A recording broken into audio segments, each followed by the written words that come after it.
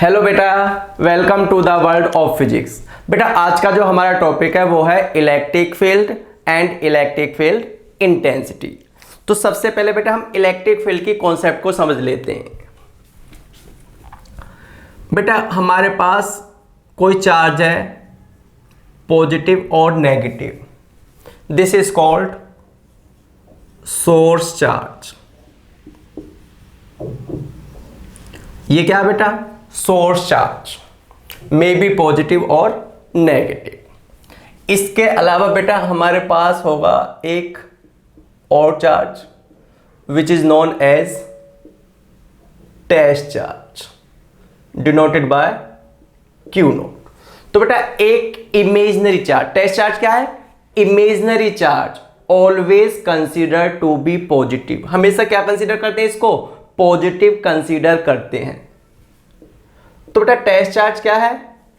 Imaginary charge always consider to be positive and very small in magnitude.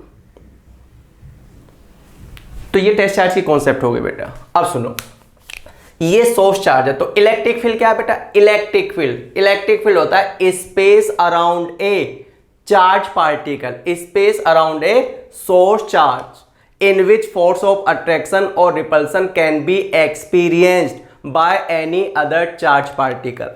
मतलब बेटा इस source charge के चारों ओर ये बाउंड्री दिखाई दे रही है तुम्हें। इस बाउंड्री के अंदर जब भी कोई चार्ज पार्टिकल रखा जाएगा, जैसे इस टेस्ट चार्ज को अगर यहां पे रखा जाए तब भी ये सोर्स चार्ज उस टेस्ट चार्ज पे क्या लगाएगा? फोर्स लगाएगा।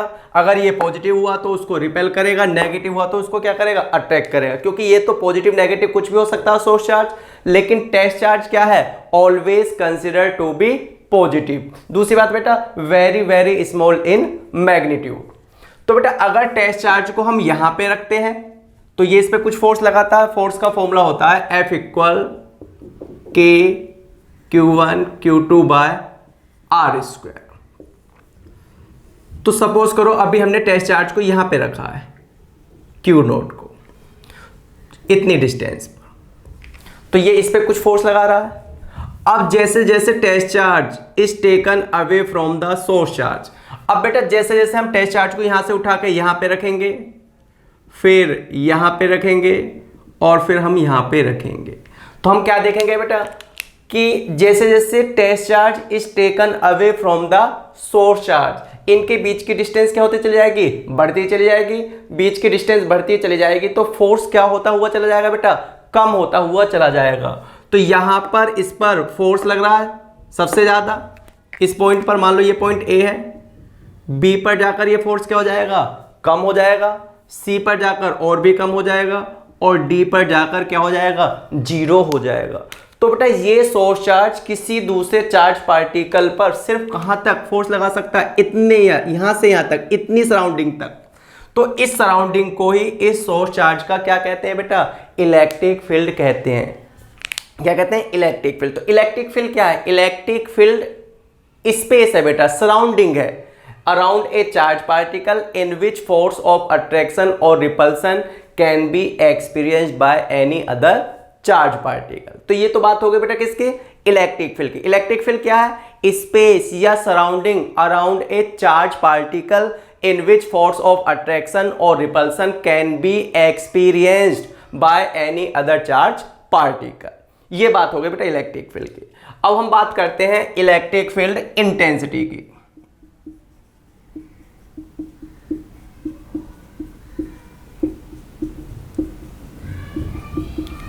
Electric field intensity denoted by E।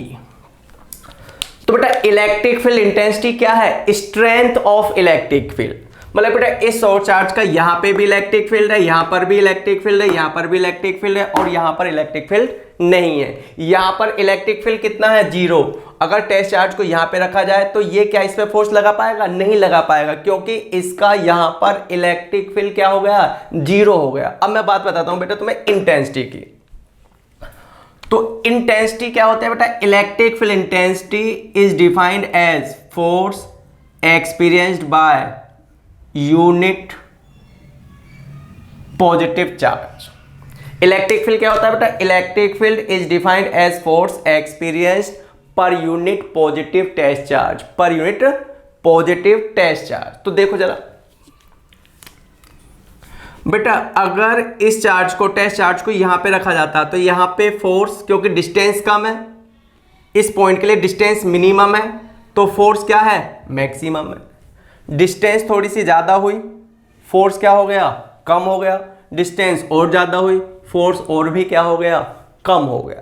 यानी कि बेटा ये चार्ज यहां पर रखे टेस्ट चार्ज पर ज्यादा फोर्स लगाएगा, यहां पर क्या लगाएगा? कम फोर्स लगाएगा, यहां पर और कम फोर्स लगाएगा, और यहां पर कितना फोर्स हो जाएगा? जीरो फोर्स हो जाएगा। क्या हो जाएगा? Zero force.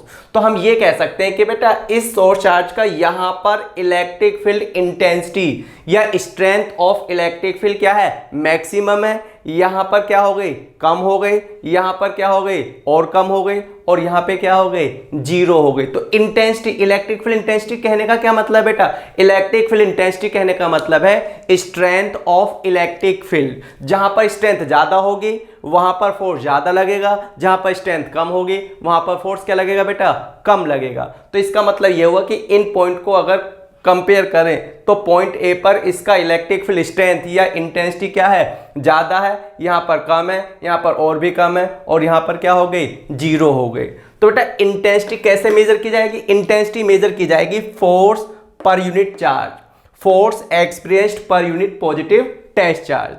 इसका मतलब यह है कि यूनिट पॉजिटिव टेस्ट चार्ज पर फोर्स ज्यादा लगेगा तो स्ट्रेंथ या इंटेंसिटी ज्यादा है, कम लगेगा तो इंटेंसिटी या स्ट्रेंथ क्या है बेटा? कम है। दूसरी बात, यहां से इसकी यूनिट क्या हो जाएगी बेटा? यहां से इसकी यूनिट हो जाएगी Newton per coulomb. Force Newton में होगा और चार्ज किस में होगा? कूलम में होगा। इसके अलावा बेटा फोर्स का डायमेंशनल फॉर्मूला mLT-2। चार्ज का उस दिन भी बताया था, चार्ज का होता है AT, चार्ज का। तो ये क्या हो जाएगा बेटा? ये हो जाएगा mLT-3A-1। ये इसका डायमेंशनल फॉर्मूला, किसका? इलेक्ट्रिक फील्ड का। यूनिट हो गई Newton per coulomb, dimensional formula हो गया mLT-3A-1। इसके अलावा बेटा electric field is a vector quantity. Electric field क्या है? Vector quantity. Its direction is same as that of the force on positive test charge. Electric field की वही direction होती है जो पॉजिटिव टेस्ट चार्ज पर लगने वाले फोर्स की होती है। जैसे मान लो बेटा ये कोई पॉजिटिव चार्ज है और ये कोई नेगेटिव है, तो यहां पर अगर हम एक टेस्ट चार्ज रखते हैं तो टेस्ट चार्ज तो हमेशा क्या होता है बेटा? पॉजिटिव होता है। तो ये पॉजिटिव चार्ज उसको ऐसे क्या करेगा? रिपेल करेगा। अगर हम यहां रखते हैं तब भी क्या करेगा? रिपेल करेगा। यहां रखते हैं तब भी ये क्या करेगा? रिपेल करेगा। तो यहां पर इलेक्ट्रिक फील्ड इंटेंसिटी की डायरेक्शन क्या होगी? Radially outward. रेडियली आउटवर्ड बोल दो या radially away from the positive charge, इस तरीके से। और अगर ये चार्ज नेगेटिव है तो यहां पर रखे टेस्ट, ये चार्ज नेगेटिव है और टेस्ट चार्ज कैसा होता है? हमेशा पॉजिटिव। तो ये उसको क्या करेगा? अट्रैक्ट करेगा। तो ये इलेक्ट्रिक फील्ड क्या होगा? Radially inward.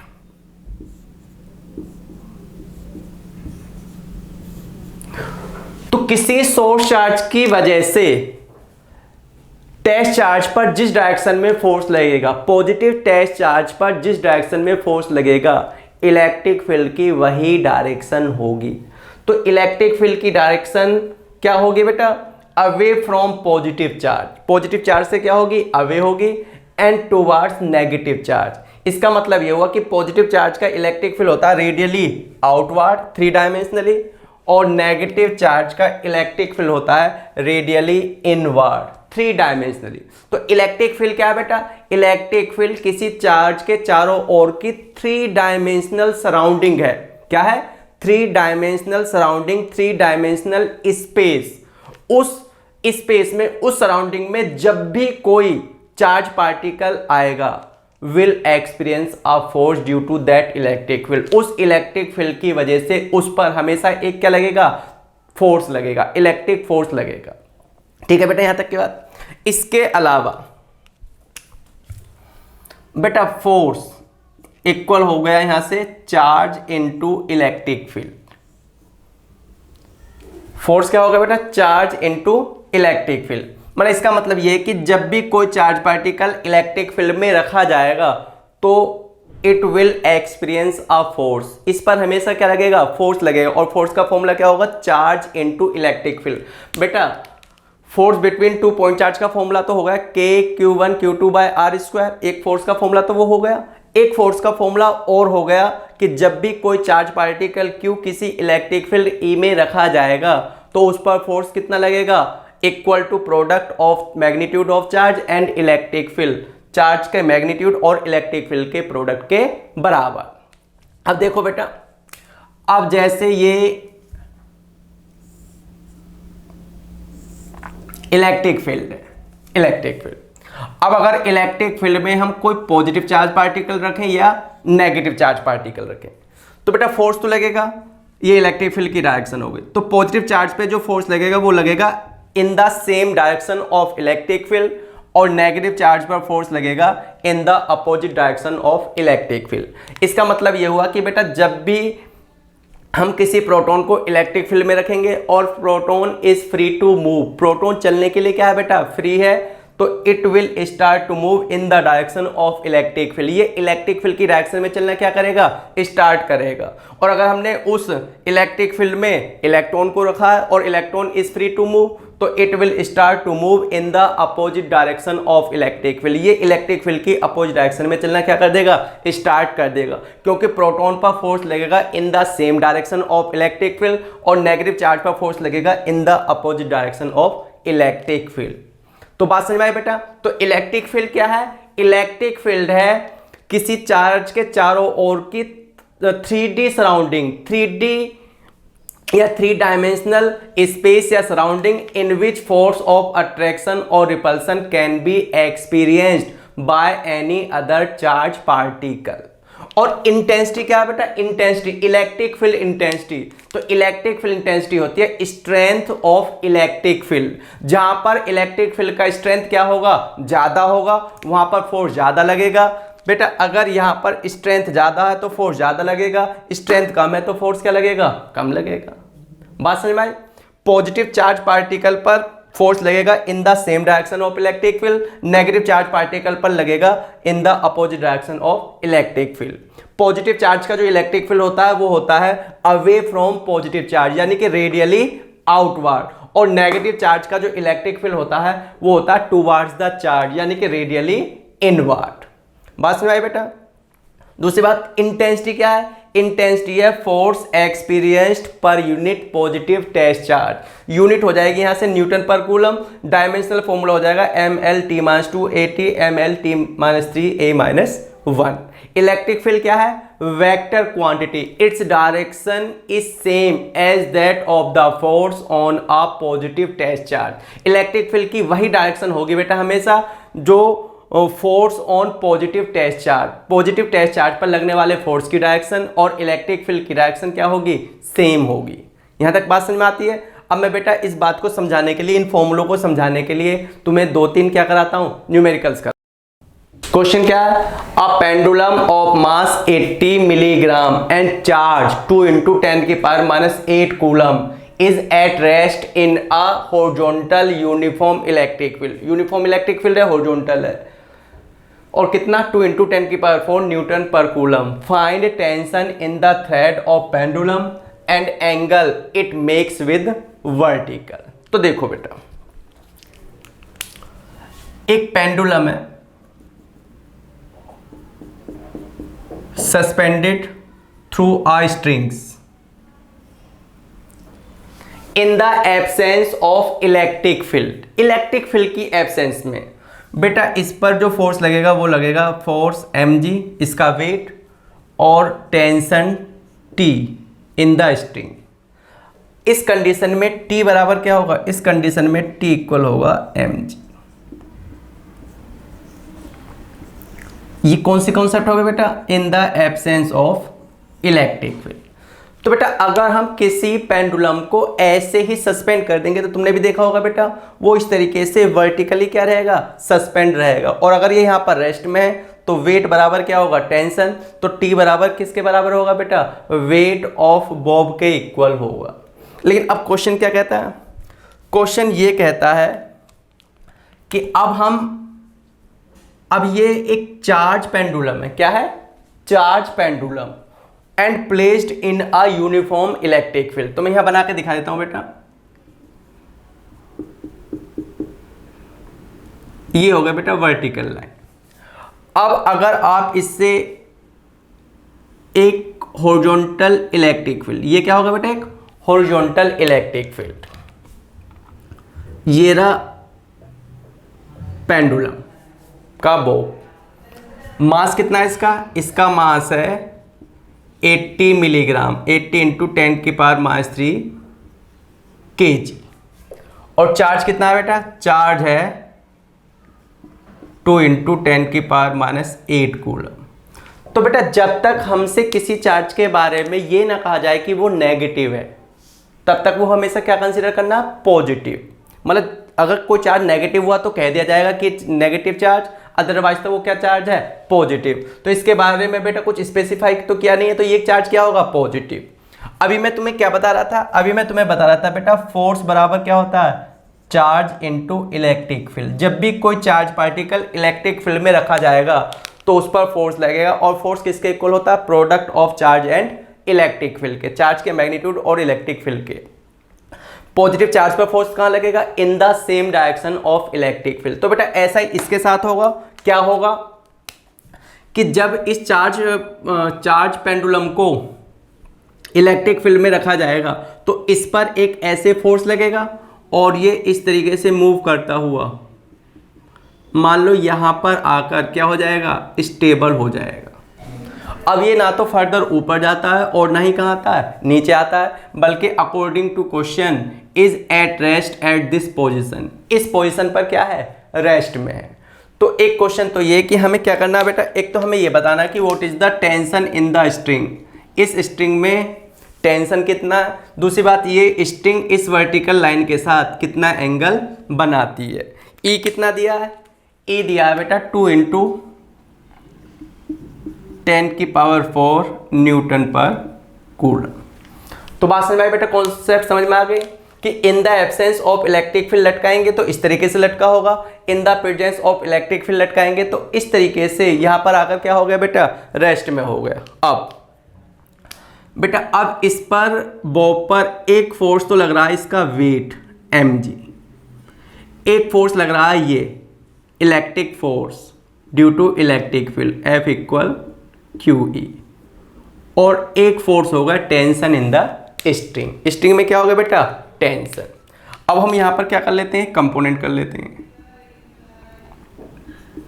ये थीटा तो ये भी थीटा होगा बेटा, ये कंपोनेंट होगा T cos थीटा और ये कंपोनेंट होगा T sin थीटा। इक्विलिब्रियम में क्या हुआ बेटा, इक्विलिब्रियम इन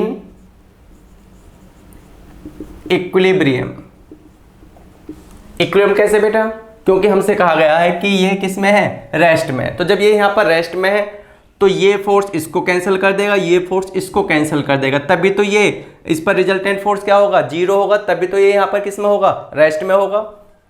तो बेटा T sin theta, T sin theta equal क्या हो जाएगा, QE हो जाएगा, और T cos थीटा इक्वल हो जाएगा mg। ये दो इक्वेशन आएंगे निकल कर।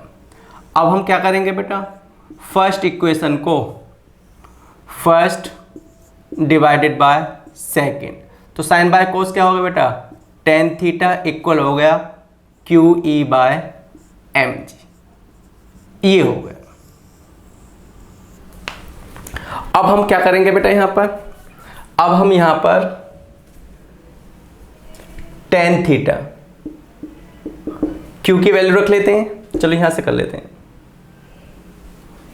तो बेटा tan थीटा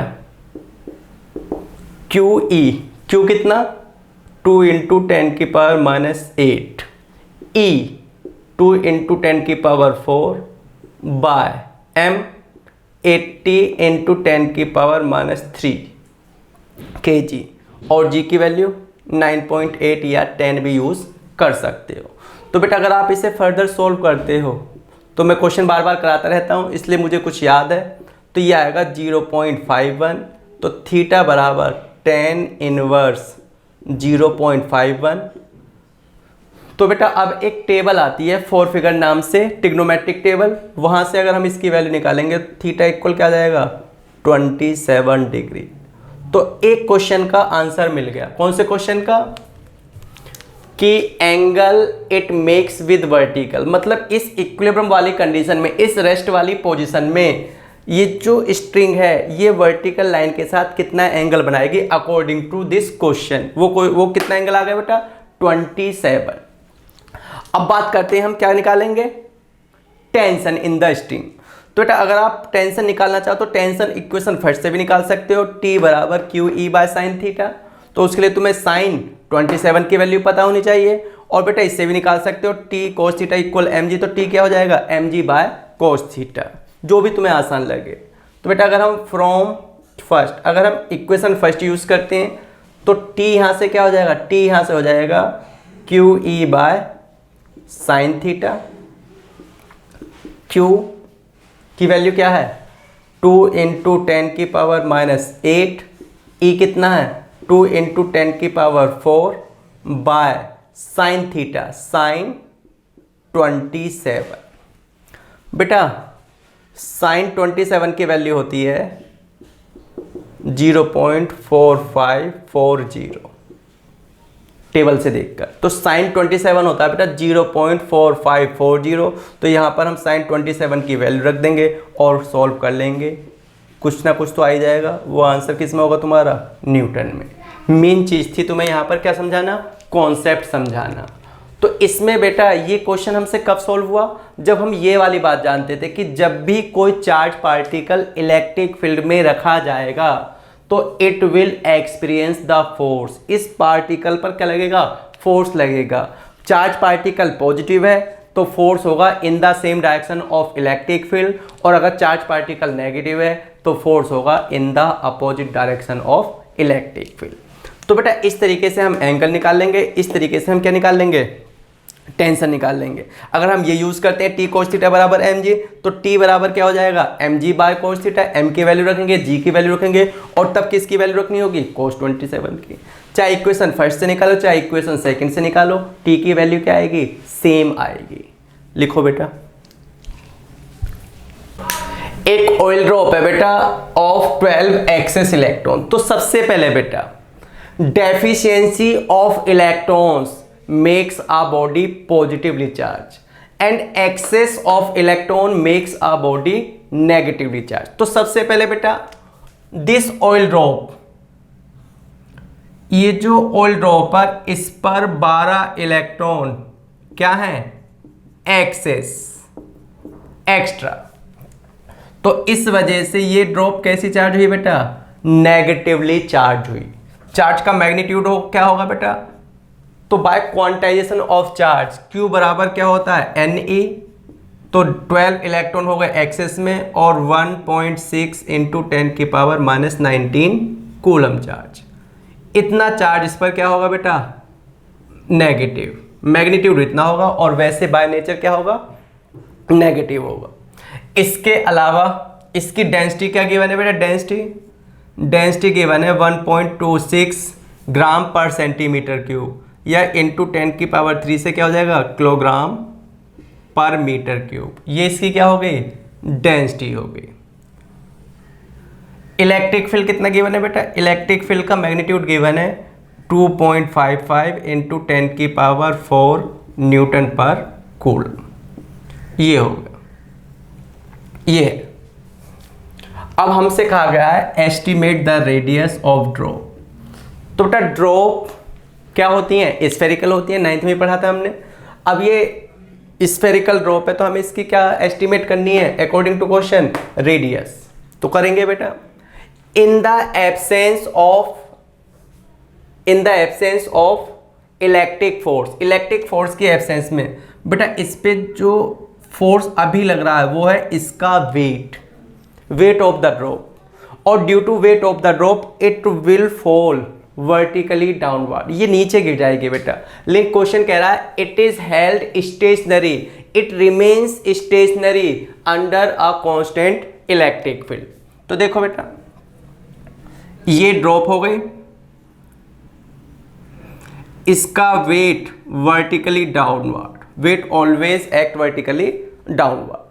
अब it can remain stationary, it can remain stationary अगर इस पर इसके वेट के बराबर कोई फोर्स कहाँ लगे, वर्टिकली अपवर्ड। और वो फोर्स ड्यू टू क्या लगेगा बेटा, वो फोर्स लगेगा ड्यू टू इलेक्ट्रिक फील्ड।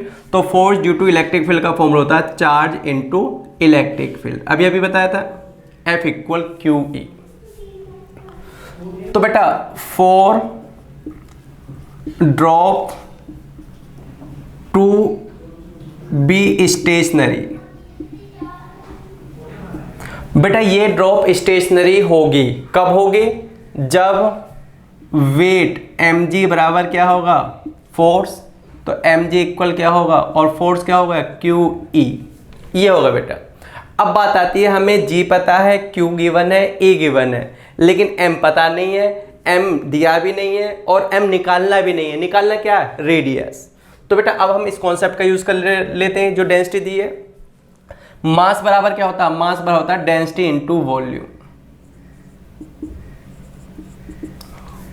और वॉल्यूम क्या होता है, वॉल्यूम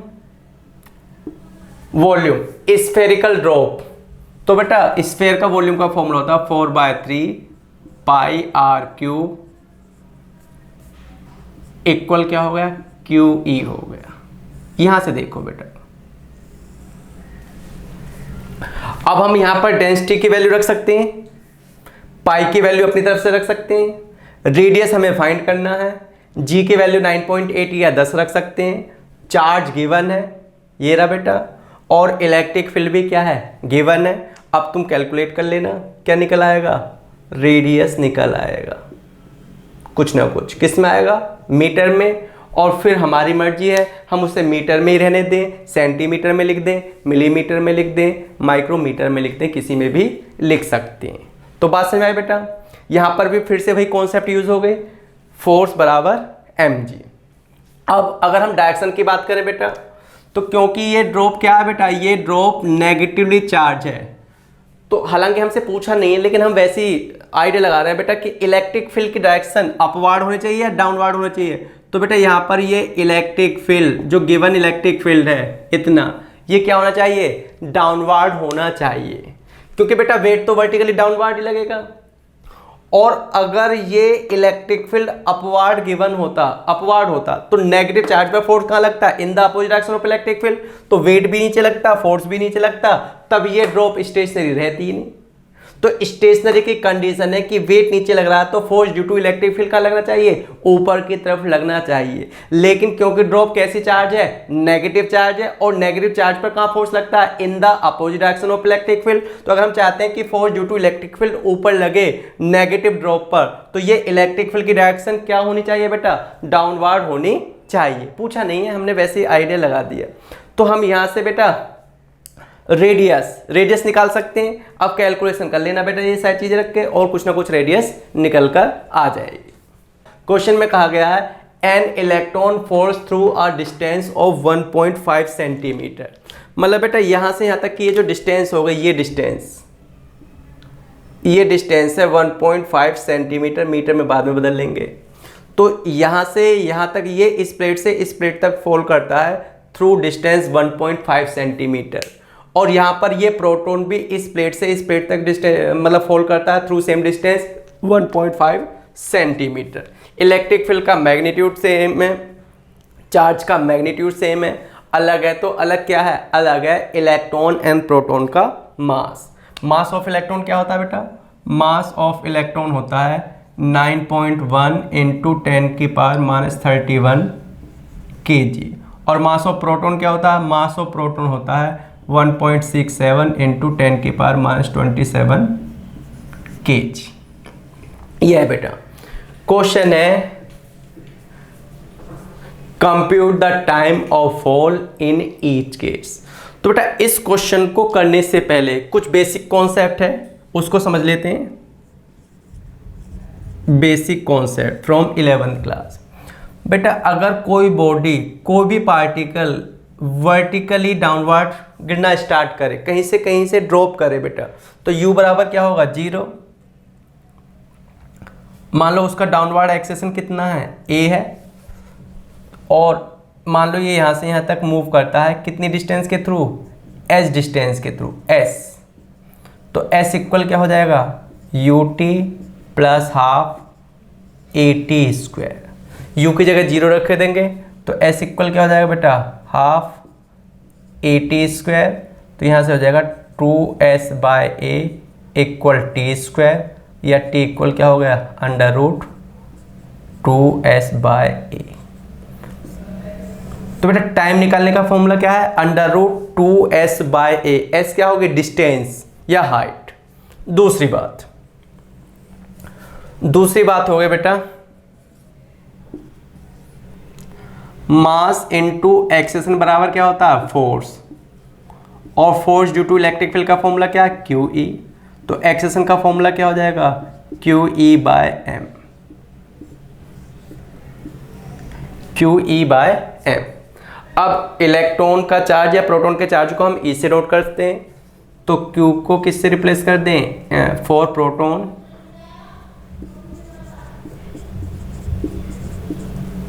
या इलेक्ट्रॉन, Q को किससे रिप्रेजेंट करते हैं बेटा E से रिप्रेजेंट करते हैं, तो ऐसे भी लिख सकते हैं A बराबर E, ये इलेक्ट्रिक फील्ड वाला E है, ये चार्ज वाला E है बाय m। ये बेसिक कॉन्सेप्ट हो गई इस क्वेश्चन को करने के लिए। अब क्वेश्चन सोल्व कर लेते हैं बेटा।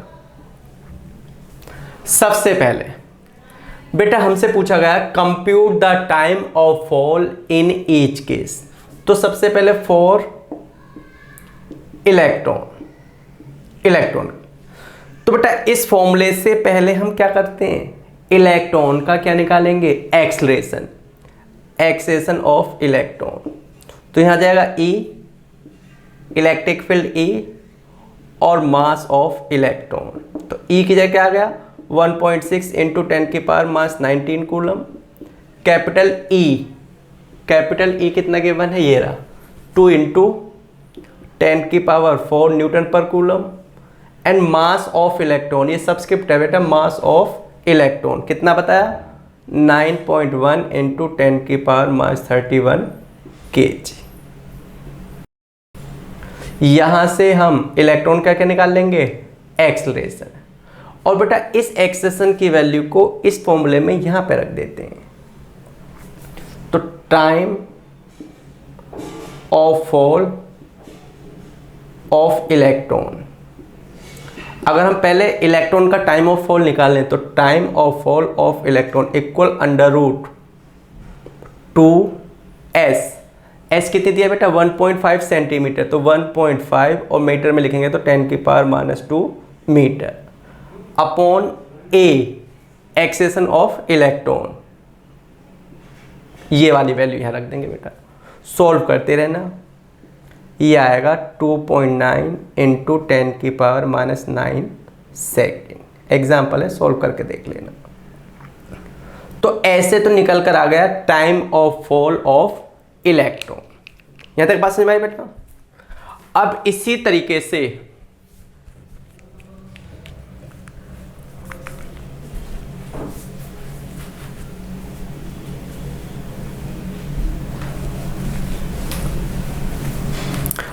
इसी फॉर्मूले से इसी वे से बेटा फॉर प्रोटॉन, अगर हम प्रोटॉन का निकालें तो पहले प्रोटॉन का क्या निकाल लेते हैं एक्सेशन निकाल लेते हैं बेटा।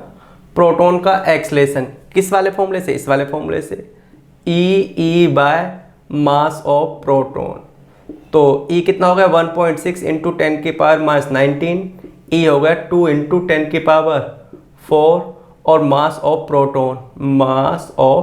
प्रोटॉन कितना गिवन है, मतलब कितना याद है बेटा हमें 1.67 इंटू 10 की पावर -27 kg। इसको सॉल्व कर लेना बेटा, ये जो भी आ जाएगा ये आएगा 1.3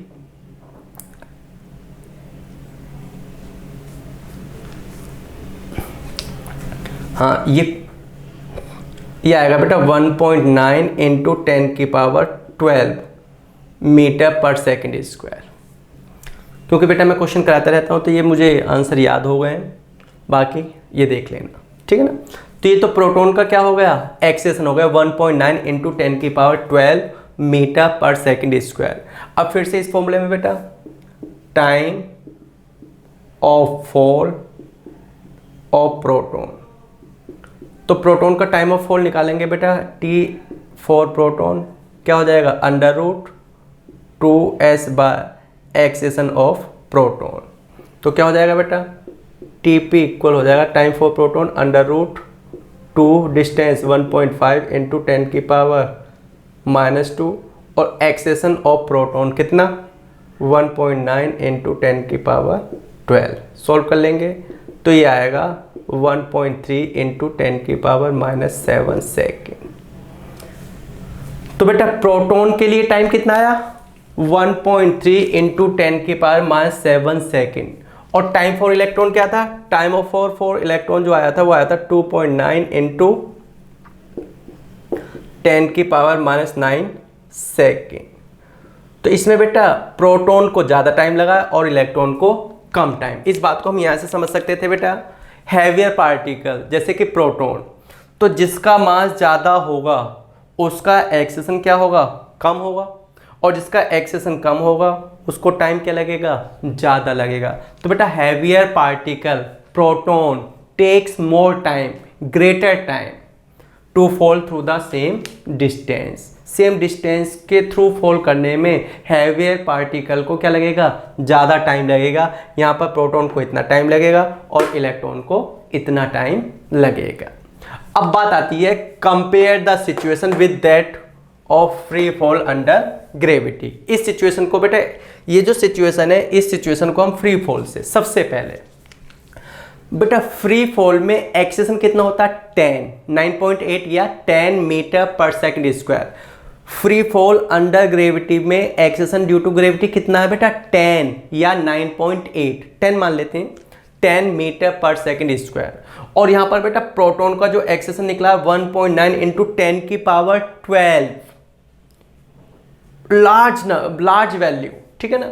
और अगर बेटा हम इलेक्ट्रॉन के लिए निकालेंगे तो इलेक्ट्रॉन का मास तो और भी कम है, तो उसका एक्सेशन और भी क्या आएगा, ज़्यादा आएगा। तो सबसे पहले तो बेटा तुम ये भी कह सकते थे कि यहाँ पर इस पर एक और एक्सेशन लग रहा है जी के बराबर, लेकिन वो जी वो 10 और ये इतना, कोई कंपेरिजन ही नहीं है। तो हमने यहाँ पर एक्सेशन ड्यू टू ग्रेविटी को क्या किया बेटा, इग्नोर किया। इग्नोर क्यों किया, क्योंकि acceleration due to gravity is negligible small as compare to the acceleration due to electric field. तो एक तो हमने उसको इग्नोर किया। दूसरी बात बेटा, ये जो acceleration due to electric field है ये मास पर डिपेंड कर रहा है। प्रोटॉन का मास ज़्यादा है तो एक्सेशन कम है, इलेक्ट्रॉन का मास कम होगा तो वो एक्सेशन और भी क्या होगा, ज़्यादा होगा। लेकिन acceleration due to gravity is independent of mass of the body. Acceleration due to gravity जो होता है बेटा वो बॉडी के मास पर डिपेंड नहीं करता। तो acceleration due to gravity body के मास पर डिपेंड नहीं करता, लेकिन acceleration due to electric force या इलेक्ट्रिक फील्ड मास पर डिपेंड करता है। इसलिए प्रोटॉन का मास कम है तो प्रोटॉन का एक्सेशन क्या है, प्रोटॉन का मास ज़्यादा है तो प्रोटॉन का एक्सेशन क्या है, कम है। इलेक्ट्रॉन का मास और भी कम होगा तो उसका एक्सेशन और भी क्या होगा, ज़्यादा होगा। लेकिन ये इतना ज़्यादा है, कितना ज़्यादा है, as compare to acceleration due to gravity कितना है बेटा, बहुत ज़्यादा है। तो इसके सामने एक्सेशन ड्यू टू ग्रेविटी क्या है, नेग्लिजिबल स्मॉल है। ठीक है बेटा। तो अभी तुम्हें ये थोड़ी सी कॉन्सेप्ट समझ में आई, कौन से वाली, इलेक्ट्रिक फील्ड। इलेक्ट्रिक फील्ड क्या है, 3 dimensional surrounding space around a source charge particle, जिसमें किसी दूसरे चार्ज पार्टिकल पर क्या लग सकता है बेटा, फोर्स लगता है। कोई चार्ज पार्टिकल इलेक्ट्रिक फील्ड में रखा जाए तो उस पर भी फोर्स लगता है। चार्ज पार्टिकल पॉजिटिव है तो फोर्स होगा in the same direction of electric field, charge particle negative है तो फोर्स होगा in the opposite direction of electric field. तो बेटा नेक्स्ट क्लास में मैं तुम्हें क्या पढ़ाऊंगा, नेक्स्ट क्लास में मैं तुम्हें पढ़ाऊंगा electric field due to a single point charge and electric field due to a number of point charge. तब तक के लिए जय हिंद, जय भारत।